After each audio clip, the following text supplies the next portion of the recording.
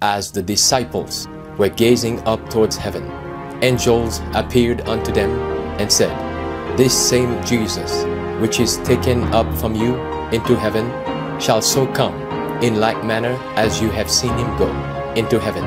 This is your daily devotional. Maranatha, the Lord is coming.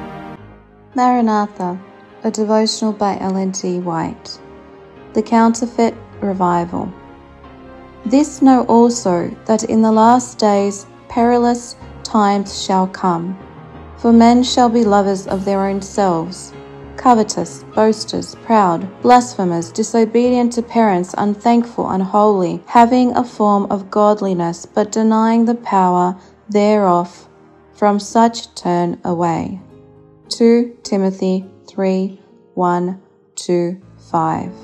Before the final visitation of God's judgments upon the earth, there will be among the people of the Lord such a revival of primitive godliness as has not been witnessed since apostolic times. The Spirit and power of God will be poured out upon His children. At that time, many will separate themselves from those churches in which the love of this world has supplanted love for God and His Word.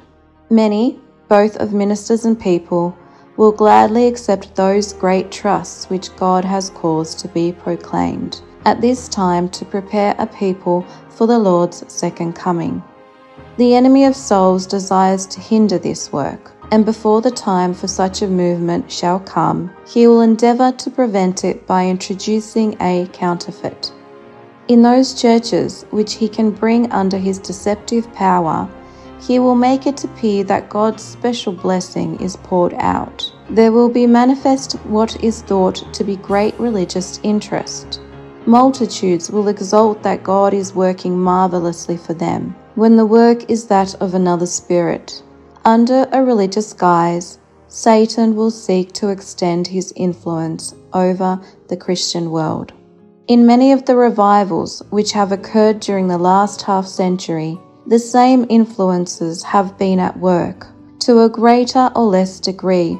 That will be manifest in the more extensive movements of the future. There is an emotional excitement, a mingling of the true with the false, that is well adapted to mislead.